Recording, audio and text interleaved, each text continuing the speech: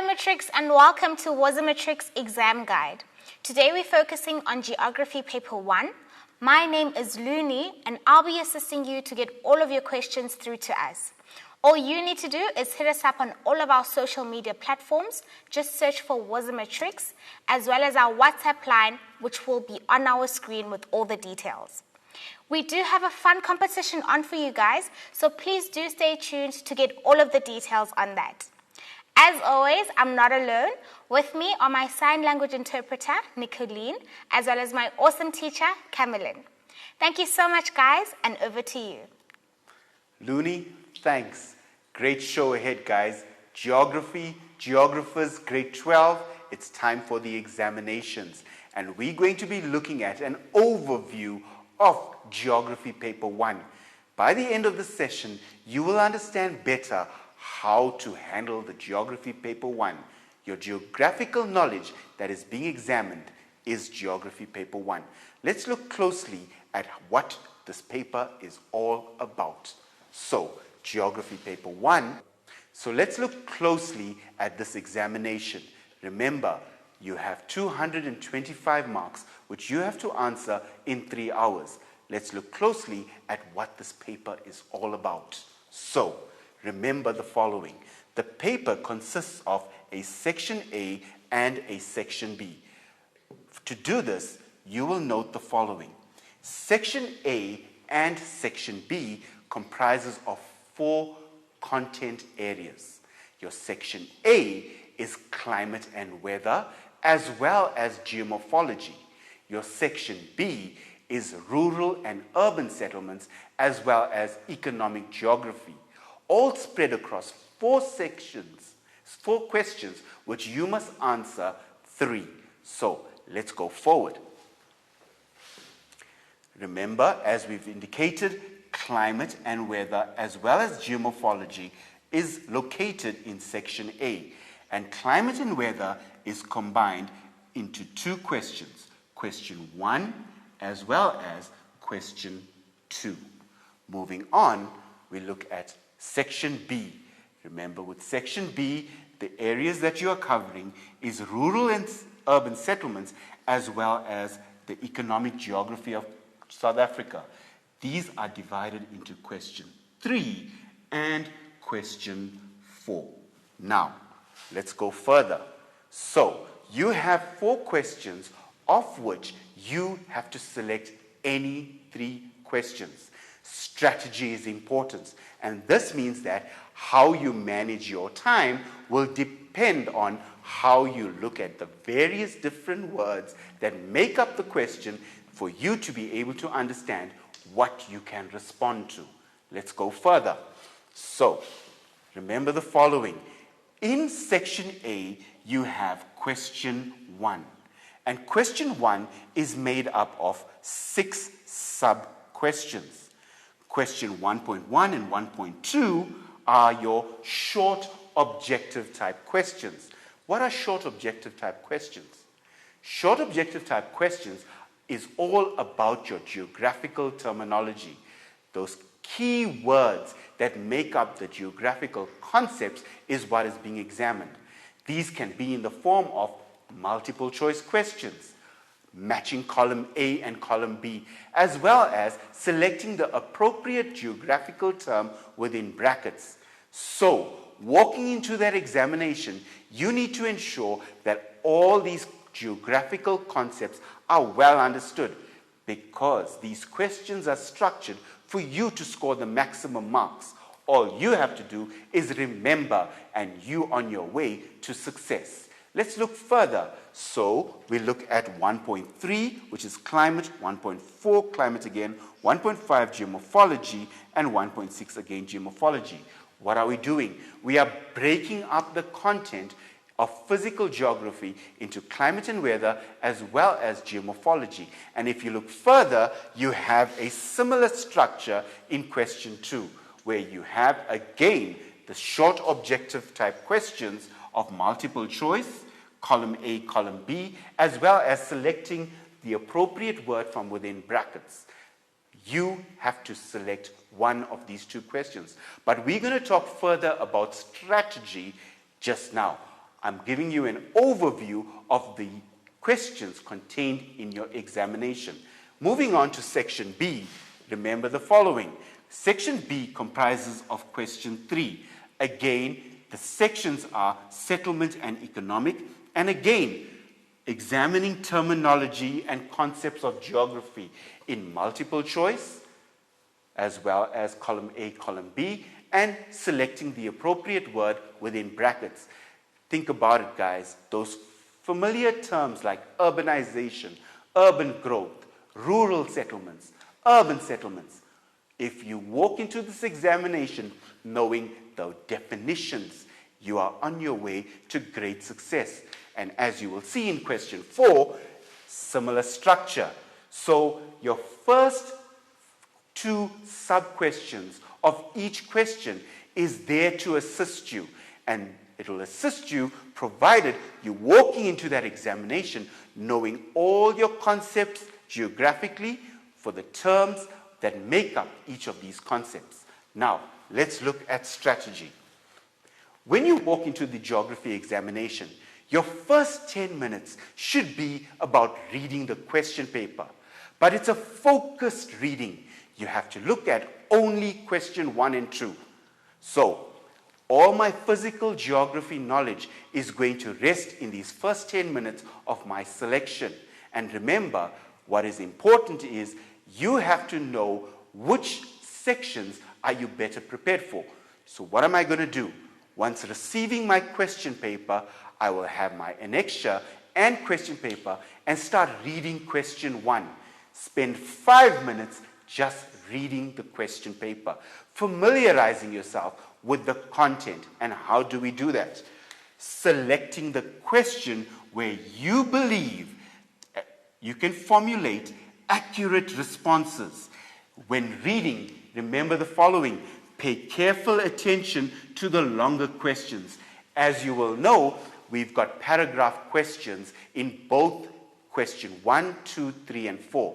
Now we're reading question 1. Familiarize yourself with the paragraph questions because this is your opportunity to score marks. What is the verbs that is being used? Are you being asked to discuss, explain, motivate? Are you able to? So I'm reading question 1. I'm referring to the annexure. I'm looking at the requirements of question 1. And I'm only going to do this for 5 minutes. Once completed, I'm going to read question 2 and do the same. Familiarize yourself with those instructional verbs, those verbs of discuss, explain, and look at the content that is being examined. Which one am I more comfortable with? Which content was easier to understand when I was in class? Once you've been able to determine which of question 1 or 2 is easier for you, select the question. Remember, you have a choice between 1 and 2, and you've got to select one of them. So dependent on your selection, you will answer that question in 45 minutes. Only 45 minutes. So what does that mean? I've spent 10 minutes familiarizing myself with question 1 and 2. I've made a selection, and within 45 minutes, I'm now able to answer either 1 or 2, not both. Are we together? And remember now, we're paying attention to the verbs, and those that we understand will enable us to answer the question better. Once the 1 hour is over, I'm now moving on to section B, my second hour of the examination. I'm hoping you're timing yourself, guys, because in the second hour, we're going to start reading again. And what are we reading? We are reading question 3 as well as question 4. We are taking the annexure, looking at the questions, familiarizing myself with the content that's being examined, as well as those verbs. Discuss, explain, evaluate. You know those verbs? Are you able to answer them? Will you be able to respond to the requirements of that question? 5 minutes for question 3, 5 minutes for question 4. And yes, you guessed it. in 45 minutes, I am choosing one of either 3 or 4. Now, we've got 2 questions in the bag. And according to this question paper, the choice is left to us. So we've got 2 questions answered out of 4, and we've got to answer 1 more question. Within the 2 hours, you have been able to read through the entire question paper. Now, I'm moving into the 3rd hour. And what am I going to do? Select from the questions remaining. You should know which one is easier. It could be that you've selected in your 1st hour question 1, in your 2nd hour question 3. In your 3rd hour, you have to choose between question 2 or question 4. And now, after reading and knowing what I've studied, I see that question 4 is much, much more approachable. I can respond better. Why? Because the verbs that are being used are asking me to explain, maybe discuss, describe. Whereas in question 2, maybe the questions were about evaluation, analyzing, and I wasn't prepared as well for that one. No, you weren't. So it is obvious you are selecting question 4. And that would enable you to answer yes in 45 minutes. In fact, if you worked with time, you should be able to answer that in half an hour, dependent on your responses. That would give you adequately at least 25 minutes to actually check your paper, that you've answered 3 questions and 3 of the best questions. So remember always, when you're answering, you should be able to do the following. Select the easiest question for your 3rd question to be answered of the remaining questions. You now have that selected question to answer in 45 minutes. You are now left with 30 to 35 minutes of the 3 hours to check all your responses. And when you are checking, remember, read through your answers. A common error is punctuation. Simple things like full stops, commas, capital letters, especially in your paragraph questions. Why not look at phrasing as well? The sentence structure. Did what I write make sense? Am I having the correct word order? Is the person who's going to assess my paper able to understand what I'm writing? You've got to allow yourself at least 30 minutes of reading time of the entire response in that answers that you have. If you don't, you will then not be able to determine how well you've answered that paper. So look at it from that perspective in terms of how you're going to manage time. Moving on, we have the following. Let's look at the aspects that are being examined in terms of the content. So, walking into this examination, you must know the following topics. I've broken them down according to the content areas. So, when looking at the following, climate and weather, the following topics are being examined. Mid-latitude cyclones, tropical cyclones, and remember, these constitute your low-pressure systems. Tropical anticyclones, these constitute your high-pressure systems. When we move on to microclimates, we are looking at your valley climates as well as urban climates. Remember, microclimates refers to climatic conditions in a local area. And of course, you have the following. Reading and interpreting of synoptic weather maps. When a synoptic map is being examined, it consolidates the entire climate and weather curriculum. Remember, climate and weather is examined in both question 1 and question 2.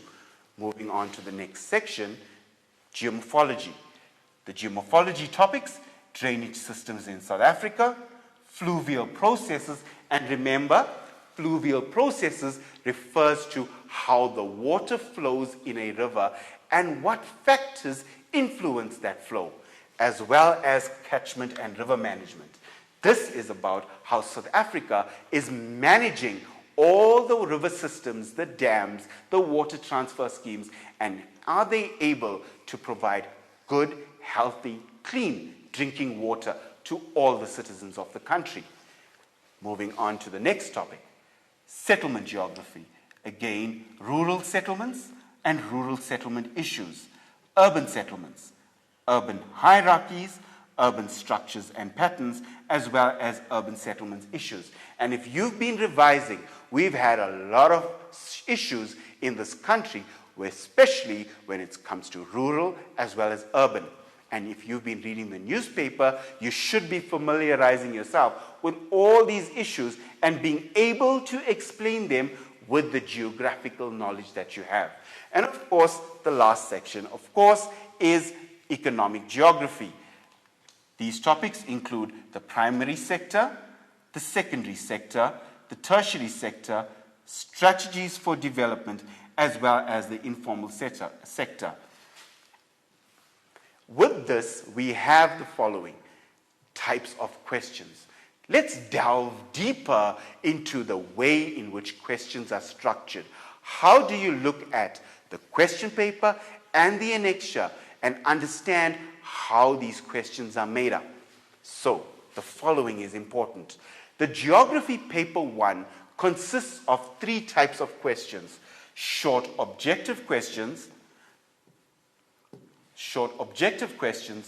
data response questions, and extended writing pieces. We've explained to you what the short objective type questions are. A data response question is when you're given a diagram, an extract from a newspaper, or even a photograph.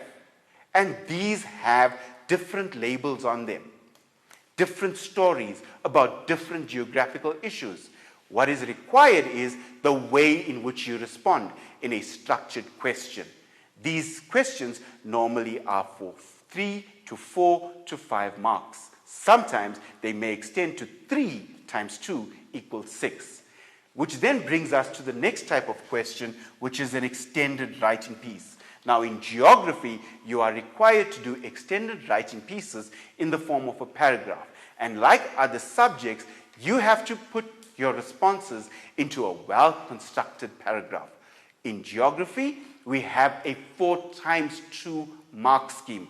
That means that for whatever paragraph is being examined, you must provide 4 crucial points related to the question. And what I would suggest you do is familiarize yourself with different types of paragraph questions that have occurred over the year. And you will note the following: impact analysis. Is it positive or negative on the environment, on social, on economic? And this is where most of your paragraph questions are centered. So, when you're looking at the types of questions across all examinations, especially in geography, you will note that your short objective questions are where you can score. And you can score only if you're walking into that examination with all the geographical terminology. The second type is a data response, and this is about your ability to apply your geographical knowledge to the question. And the third point is your extended writing pieces, which is in geography called paragraph questions, like all other subjects, and you must note that you need 4 points in your paragraph to score the maximum. 4 times 2 equals 8. Now, moving on, we have the following. We're now looking at cognitive levels. That means when a question is structured, how easy is it? How difficult is it? Are you able to get the learners to perform at a level through their responses? Let's understand this. That means that the entire examination is made up of different types of questions, which in this case is at 3 levels. So, recognizing the type of verb that is used will enable me to understand at which level these questions are asked. Is it easy? Is it a moderate question? Or is it a difficult question? And what guides me is the usage of verbs. Let's look at this closely. When I'm studying a question, I should remember the following. My easier questions are made up of define, list, or state. My application questions are made up of describe or explain. My higher order thinking, and this is where we separate the children that have really studied, is your explain, discuss, analyze, and evaluate. Now remember, the verbs are just one thing. What can be done is the content, and how better prepared you are for this content will determine how you're able to answer. I would suggest that you familiarize yourself with previous examinations to see what types of verbs were used, as well as which content areas were examined with these verbs. And this would help you better understand the type of responses required to enable you to perform better on each and every question. Now, looking at that, we are able to look at what we've been able to do with regards to this examination. And with that, we're going to go back to Looney, who I think wants to say something. Thank you so much, Kevin. Guys, we are going to take a very short break, so don't go anywhere. We'll see you straight after this.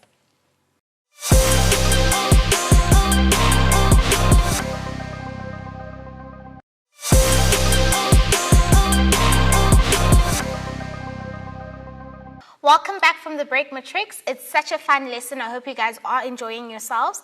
Don't forget to hit us up on our social media pages. We are still doing your exam guide to assist you with your upcoming exam. Some great news, guys. We've got a competition going on. So if you're constantly running out of data and you always flimsy with your phone, this competition is exactly for you. Wazomatrix is bringing you the hashtag WazoWinner competition, where 2 lucky matriculants stand a chance to win 2 gigs of data. All you need to do is head on over to our Facebook page and all of the details will be there. Enough talking from my side, over to Kevin. Thanks, Looney. So in this segment, what we're looking at is what has happened in previous examinations. How did the previous year's matriculants perform? What was the problems with the way in which they responded? Did they answer the questions that were required of them? Let's look closely at the Diagnostic Report of 2019 and what it said about the responses that the candidates were giving. The first point that we should look at is most candidates were unable to recall the key words within a concept. That means that when you were studying, you studied the concept. For example, a drainage basin, the total area drained by a river system and its tributaries. Now, when you studied that concept, you forgot to remember the key words. Remembering key words in each concept is what makes up that concept. And for you to score the maximum mark, your key words must be enclosed within the response.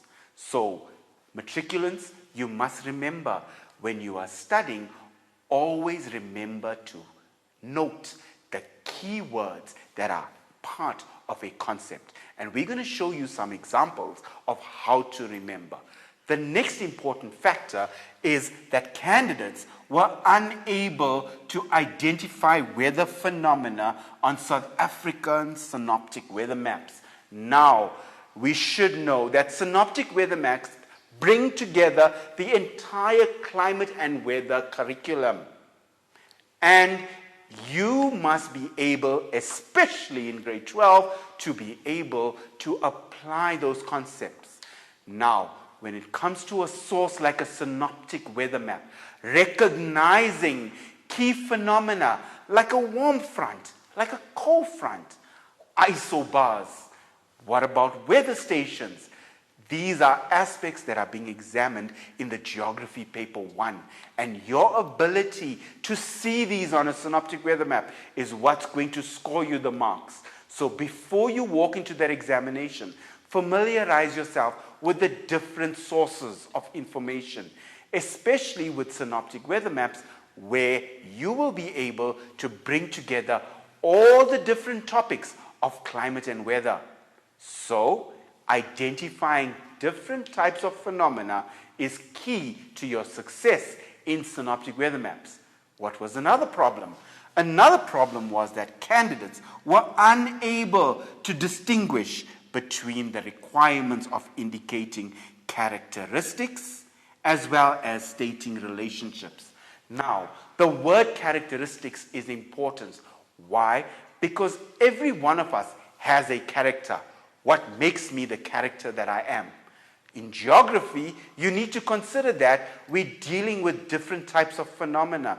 Weather phenomena, geomorphological phenomena, even a little settlement has its own characteristics. So the word characteristics must be examined better by you in order to score marks. And these constitute marks that you should be getting based on your recalling of information. So, grade 12s, what are we saying? You need to improve your ability to remember, especially definitions of concepts as well as characteristics of concepts. Now, let's go further. For this example, we're going to use the concept of urbanization. Now, what you will note is the term urbanization has occurred in many exams over the past 5 years. And if you've been studying previous papers, define the concept urbanization. 1 mark. Why aren't you getting it? It's easy. Remember, what did we say? We said that you must be able to identify the keywords within the concept. So, urbanization is the process of an increase in the percentage of the total population living in urban areas. So, what are we saying? The population of South Africa is at 100%. There's 2 types of living areas in South Africa. You either live in a rural area or an urban area. Now, if 100% constitutes the people living in rural and urban, what are we saying about urbanization? If the percentage is higher in urban, then a country's urbanization is higher. What is happening year after year? More and more people leave rural areas to come to the urban area. Is that not a process of urbanization where the percentage of the total population is increasing day by day? And why are they leaving? Better employment opportunities, more facilities. So urbanization, let's go to those keywords, is a process. So in my definition, I must have the word process. An increase as well as percentage.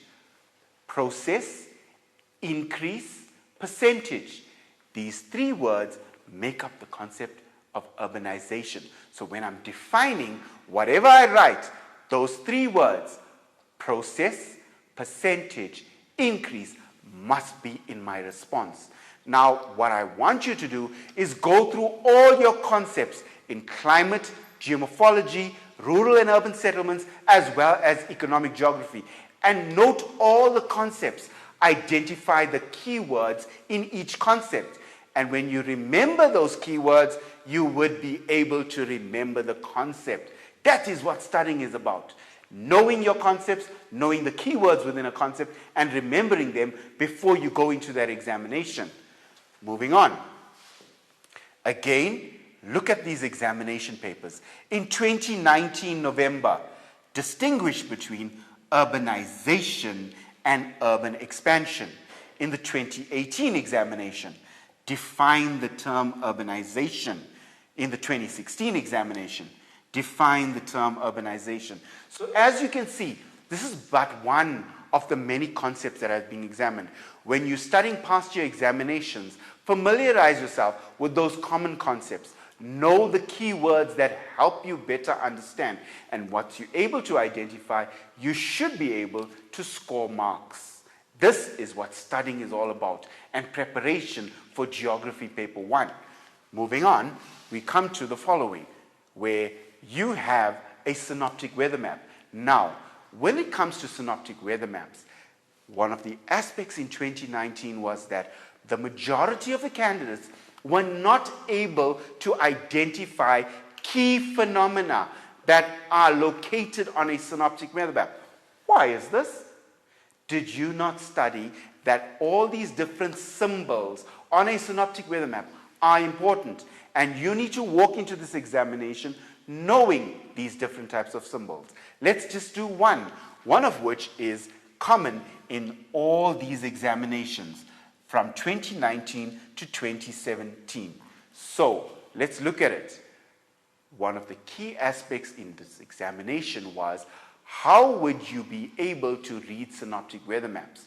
The most important aspect of a synoptic weather map is, yes, the isobar. Let's look at how the isobar was examined. In the examination, you were either asked in these 3 examinations to identify, state, or name the line drawn on the map joining places of equal pressure. And yes, you've guessed it, it's the isobar. So what are isobars? If we're looking at our diagram, it's these lines here. And these lines denote pressure. And each line has a value. And that value joins the line on areas that have equal pressure. So the first and most important aspect is being able to identify isobars. This helps us look at high pressure systems and low pressure systems. So once you're able to look at the readings on isobars, you can then determine where the high pressure systems are and where the low pressure systems are. And what have we learned in grade 11? Air moves from a high pressure to a low pressure. So the moment you're looking at your synoptic weather maps, you know the direction in which air is moving. And what are you able to understand? That once air is moving, it creates different types of weather systems. And these systems are shown as symbols on a synoptic weather map. So go back to all those symbols on synoptic weather maps. Make sure you understand well your cold front, your warm front, your weather stations showing you cloud cover, temperature ranges, wind direction, as well as different types of weather conditions that occur, like your high pressure systems, a coastal low, a thermal low, as well as your low pressure systems, which is a coastal low and a thermal low. Your high pressure systems, which is your South Atlantic high, your South Indian high, as well as your Kalahari high. This would help you better understand, in terms of synoptic weather maps, what type of weather is being experienced throughout the country. So, moving on. Again, an example of a synoptic weather map where you have, over the past few years, the following types of questions. And we're looking at these 3 examinations, and in some shape or form, you had the following: either giving evidence or stating the season represented by the synoptic weather map. And how do we do this? Note the following. If ever you asked a question on the season of a synoptic weather map, the only 2 responses are summer and winter. Because, yes, all the conditions reflected on a synoptic weather map either point to summer conditions or winter conditions. And you should be able to use the evidence provided by your pressure systems in order to determine whether it's a summer map or a winter map. And this would help you make sure that you understand how to do it better. Good, guys. Moving on. Now, before we go to this segment, I'd like Looney to come in to give us a break. I think we've handled a lot so far. All right, guys, we are going to take a short break. Please don't forget to send us any questions and comments through our social media platforms, as well as on our WhatsApp line. Let's take a quick break and we'll see you straight after this.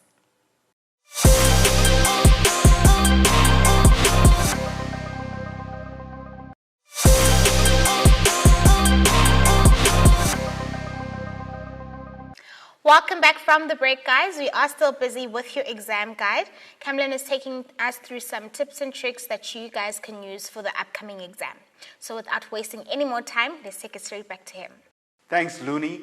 The next type of question, data response questions. And what is it about the 2019 group that in the diagnostic reports showed us that they weren't able to answer? The following: most candidates are unable to distinguish or tell the difference between features of a phenomenon as well as characteristics of a phenomenon.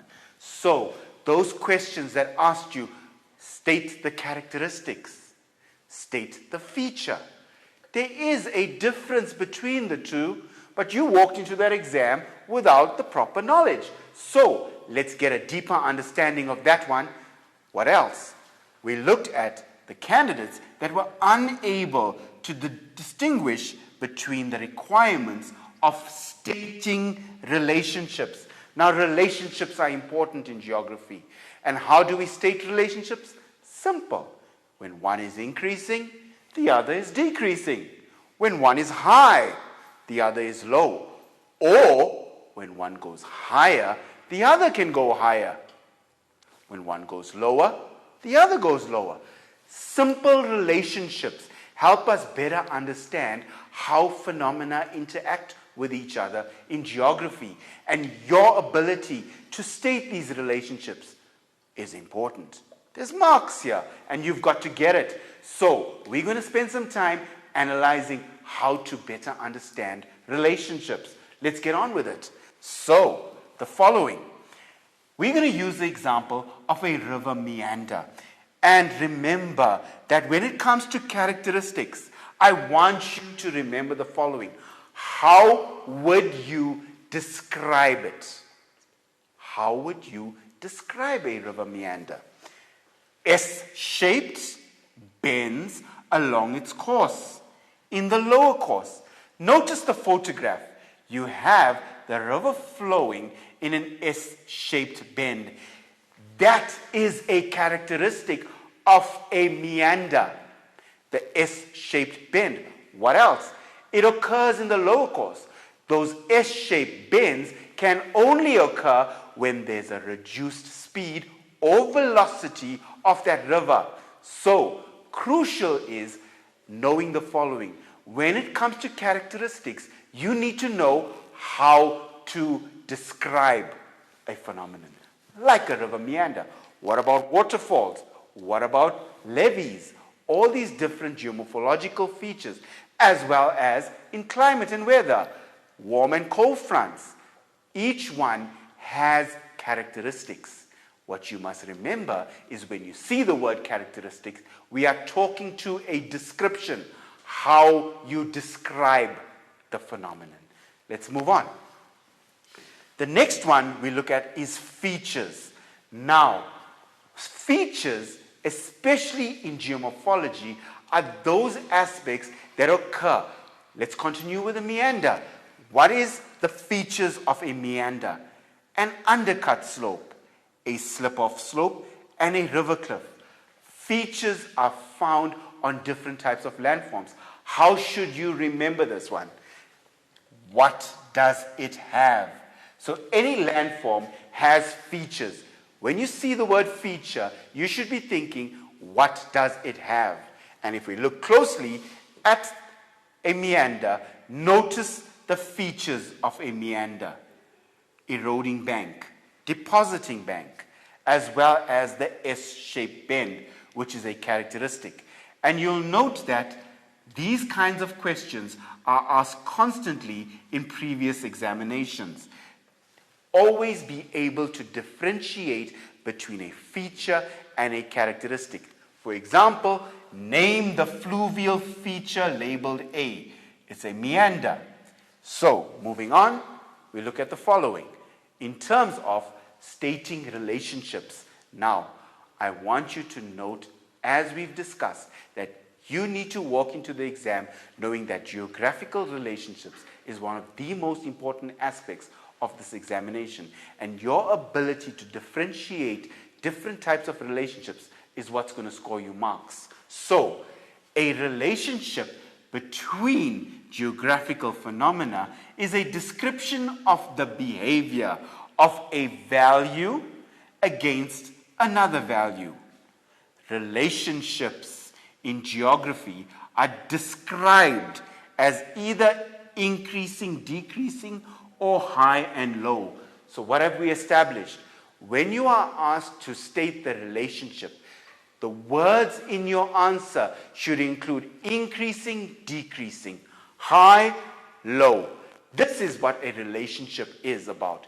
You're looking at different types of phenomena in the question paper with their value and describing it in terms of its relationships as either increasing or decreasing and high or low. One of the important aspects is describing an inversely proportional relationship. Note how we differentiate.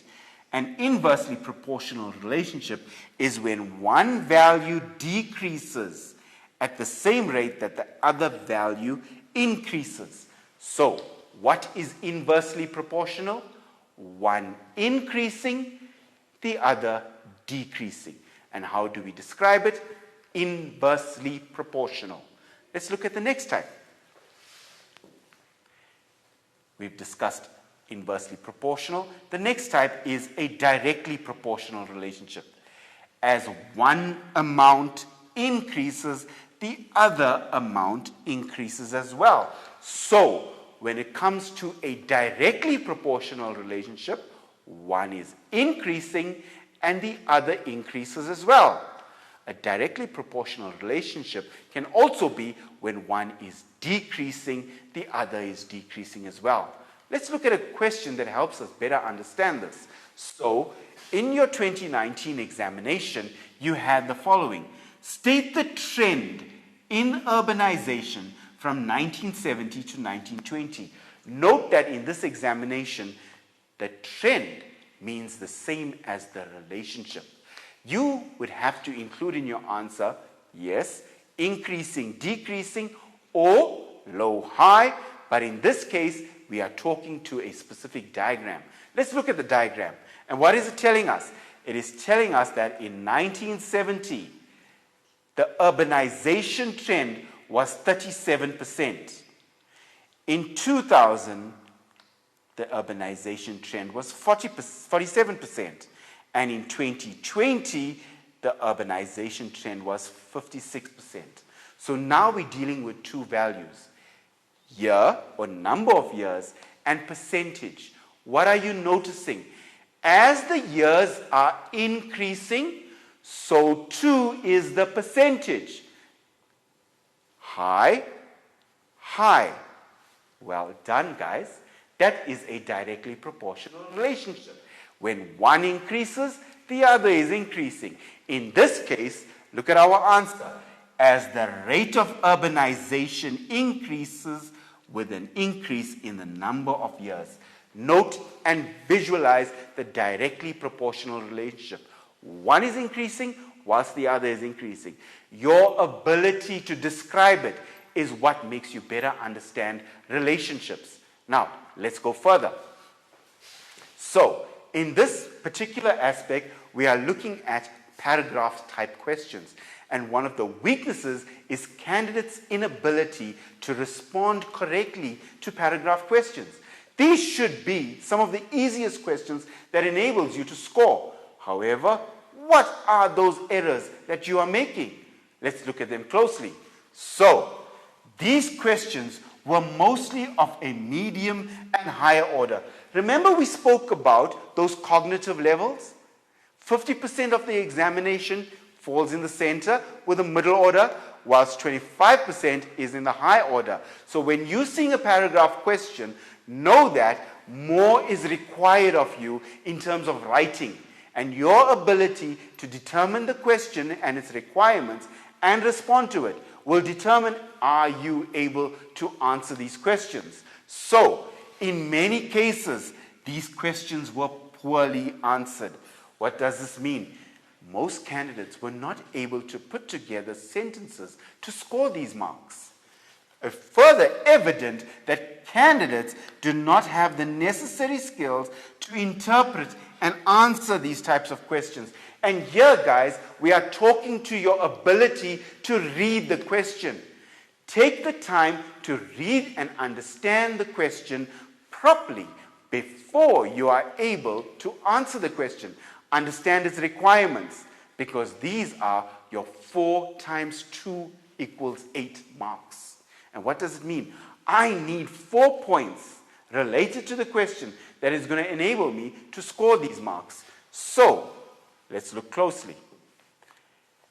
We looked at, in some cases, candidates' paragraphs were very long. And in sometimes, the correct content was only found in the last few lines. What does this mean? It means that you wrote a whole lot of sentences, but the correct answers were right at the end. You need to start answering accurately, perfectly, and making sure that your responses from the very first sentence are correct.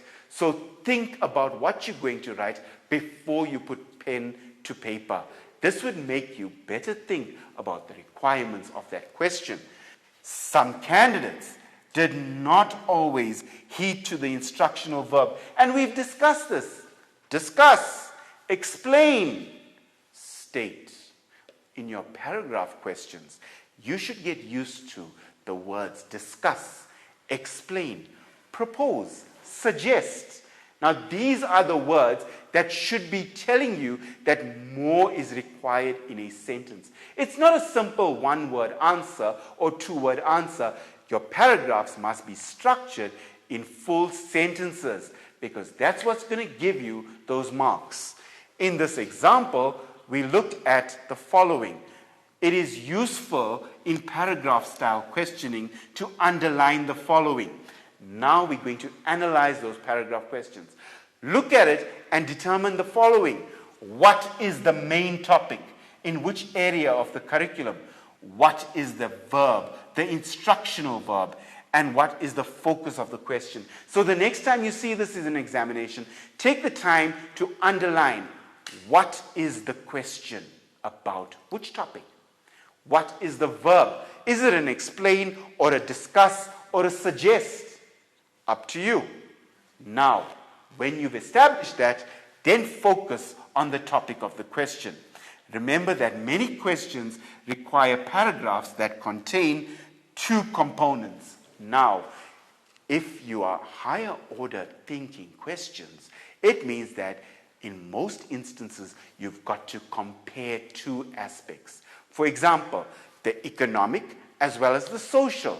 For example, in settlement geography, we have to compare different aspects of settlements. Now, is the economic impact different from the social impact? So, you must be able to write 4 well-constructed sentences in this regard. Moving on, we look at the following. Poor punctuation. Guys, you have to use full stops as well as different types of aspects to make sure your sentences are well constructed. So, remember how to improve regular practice of paragraph writing in short formal tests, which you have been doing, as well as allow learners to improve these skills for confidence. With that, remember that you've got to practice your paragraph writing skills. Punctuation and full sentences is important. And with that, I'm handing over back to Looney. I hope you've enjoyed this and learned as much as I have. Matrix, thank you so much for tuning in and for engaging with us online. A big congratulations to all of our winners who will be announced on the Facebook page straight after the show. Don't forget, we do have more revision for you guys. Just check out the schedule on www.wazomatrix.co.za.